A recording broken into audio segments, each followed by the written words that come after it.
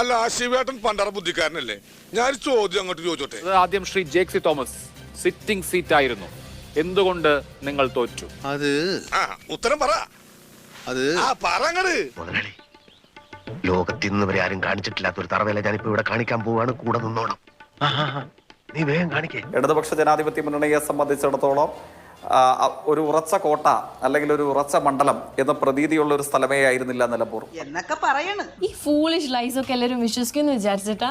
സ്വന്തം ഇഷ്ടത്തിന് തട്ടിവിടുന്ന നാക്കെടുത്താന്നുണേ പറയൂ. കഴിഞ്ഞ 9 വർഷക്കാലം നിലമ്പൂരും കേരളവും നടന്നു തീർത്ത മാറ്റങ്ങളുടെ എത്ര പ്രതീകങ്ങളുണ്ട്. ഞാനിപ്പോൾ വിശദാംശങ്ങളിലേക്ക് പോകുന്നില്ല. വെറുതെ കിടന്ന് ഉരുളാദാശനെ ആവേശം കൊണ്ട് ഓരോന്ന് വിളിച്ചു പറഞ്ഞ് തടിയേടാക്കണ്ട, പണിയെടുക്കാതെ ജീവിക്കാൻ നോക്ക്. എങ്ങനെ കഴിഞ്ഞ ഭരണത്തിന്റെ നേട്ടങ്ങളെ സംബന്ധിച്ചും ഇടതുപക്ഷ രാഷ്ട്രീയം ഉയർത്തിവെക്കുന്ന പ്രചരണവാദികളെ സംബന്ധിച്ചും തികഞ്ഞ രാഷ്ട്രീയ അന്തസ്സോടുകൂടെ ഞങ്ങൾക്ക് പ്രചരിപ്പിക്കാൻ കഴിഞ്ഞു എന്ന് ഇപ്പോഴും ഞങ്ങൾ വിശ്വസിക്കുന്ന ഉപതെരഞ്ഞെടുപ്പ് തന്നെയാണ് നിലമ്പൂരിലേത്. അത്രയും വേണോ? വേണം, കുറച്ച് കടുപ്പത്തിരിക്കട്ടെ. അപ്പോൾ അത്രയും CPM നേരിട്ട് CPMന്റെ സംസ്ഥാന സെക്രട്ടേറിയറ്റ് മെമ്പറെ പോലും മത്സരിപ്പിച്ചിട്ടും ഇവിടെ പരാജയപ്പെടുന്നെങ്കിൽ M സ്വരാജ് കണ്ടോ ഞങ്ങളുടെ സ്ഥാനാർത്ഥി. ഈ രാജ്യത്തുള്ള മുഴുവൻ എല്ലാവരും ഞാൻ ചേർത്ത് പറയുന്നില്ല, സാംസ്കാരിക പ്രവർത്തകരും പറഞ്ഞു ഞങ്ങൾക്ക് നിലമ്പൂരിൽ വോട്ടുണ്ടായിരുന്നെങ്കിൽ ഞങ്ങൾ അങ്ങ് മറിച്ചേനെന്ന്. അത് അന്നത്തെ ചോരത്തിളപ്പിന് ഇപ്പൊ എന്ത് ചോര തണുത്തു പോയാ? തണുത്ത് മരവിച്ചു എന്ന് പറയുന്നതാവും ശരി. നിലമ്പൂരിലെ സാധാരണക്കാരായ ജനങ്ങൾ വോട്ട് ചെയ്ത് കാണിച്ചില്ലേ ആരോടൊപ്പമാണെന്ന്? അപ്പോഴെങ്കിലും ഈ പറയുന്ന ഇടതുപക്ഷത്തിന്റെ കുഴലൂത്തുകാരായി നിൽക്കുന്ന ഈ സാംസ്കാരിക നായകന്മാർ, ഞാൻ അത്രയും മാത്രമേ പറയുന്നുള്ളൂ. പാച്ചേട്ടാ, അവമാനിക്കരുത്. ഞാൻ നല്ലൊരു കുടുംബത്തിൽ പറഞ്ഞവനാണ്. നീ നല്ല കുടുംബത്തിൽ പറഞ്ഞു, ഞാൻ പിന്നെ മറ്റേ കുടുംബത്തിൽ പറഞ്ഞാണല്ലോ. അവരെ സംബന്ധിച്ച് ഉളുപ്പുണ്ടോ എന്ന് ചോദിക്കാൻ ചോദിച്ചിട്ട് കാര്യമില്ല, കാരണം അവർക്ക് അതില്ല. മനുഷ്യനെ താഴ്ത്തി കിട്ടുന്ന സ്വഭാവം പണ്ടേ നിന്റെ രക്തത്തിലുള്ളതാണ്. ഉള്ള കാര്യം തുറന്ന് പറയുന്ന ആരെയും പേടിക്കണ്ട. ഏത് ഉപതെരഞ്ഞെടുപ്പ്, ഏത് പരാജയത്തിന്റെ മുമ്പിലും അതുകൊണ്ടല്ലേ ഞങ്ങൾക്ക് അഭിമാനത്തോടു കൂടെ പറയാൻ കഴിയുന്നു, ഞങ്ങൾക്ക് ജമാഅത്തെ ഇസ്ലാമിയുടെയും SDP-യുടെയും RSSന്റെയും പിന്തുണ ഞങ്ങൾ ആവശ്യപ്പെടുകയോ ഞങ്ങൾ സ്വീകരിക്കുകയോ ചെയ്യാതെയാണ് ഈ തെരഞ്ഞെടുപ്പുകളെ ഞങ്ങൾ നേരിട്ടത്.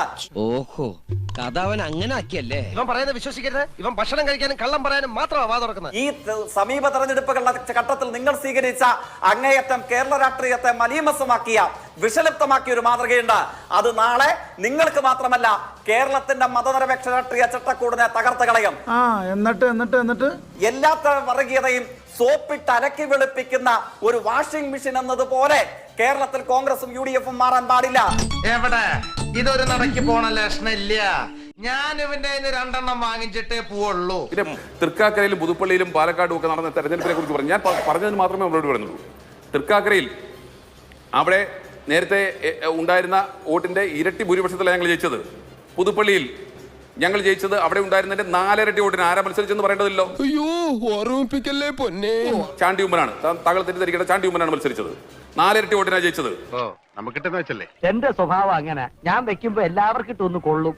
പാലക്കാട് 5 ഇരട്ടി വോട്ടിനാണ് ജയിച്ചത്. അപ്പോഴൊക്കെ പറഞ്ഞെന്താ സിറ്റിംഗ് സീറ്റുകൾ പിടിച്ചെടുത്തതാ.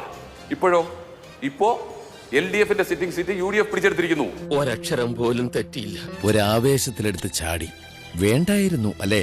അദ്ദേഹം അങ്ങേയറ്റം ആക്ഷേപകരമായ രീതിയിൽ അദ്ദേഹം പറയുന്നു, ജനിച്ച നാട്ടിൽ ജനിച്ച മണ്ഡലത്തിൽ ഇങ്ങനെ ഒരു പരാജയം ഏറ്റുവാങ്ങേണ്ടതായി വന്നില്ലേ?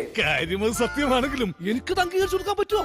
എന്നേക്കാൾ മുതിർന്ന പ്രായവും അനുഭവവും അറിവുമുള്ള ബഹുമാനീയനായ കോൺഗ്രസ് പ്രതിനിധി ജനിച്ച നാടും പഞ്ചായത്തും വെച്ചിട്ട് രാഷ്ട്രീയത്തെ വിലയിരുത്താൻ തുടങ്ങിയാൽ കോൺഗ്രസിന്റെ പുകൾപ്പറ്റകൾ ഒറ്റ നേതാക്കന്മാരും ഈ നാട്ടിലേക്ക് വണ്ടി പിടിച്ച് വരാൻ കഴിയില്ല.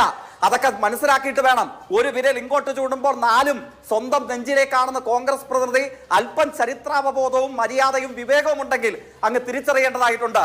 ജനിച്ച നാടിനെ കുറിച്ച് പറയുന്നു അല്ലേ, ജനിച്ച മണ്ഡലത്തെ കുറിച്ച് പറയുന്നു അല്ലേ. കുറെ നാളായി ഇത് തുടങ്ങിയിട്ട്. ഇന്നെനിക്ക് രണ്ടിലൊന്നറിയണം. ഇവനെ തടയണ്ട, അയച്ചു വിട്ടേക്ക്. ഇവന് കിട്ടാനുള്ളത് നമ്മളായിട്ട് മുടക്കണ്ട വിളിക്കാറുള്ളത്. അതുകൊണ്ട് ദയവ് ചെയ്ത്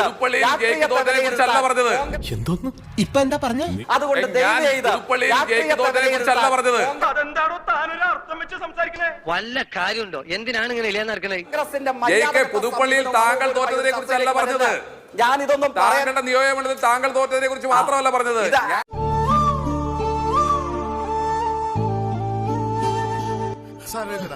സാരമില്ല, ഞാനിത് പ്രതീക്ഷ തന്നെ വന്നത്.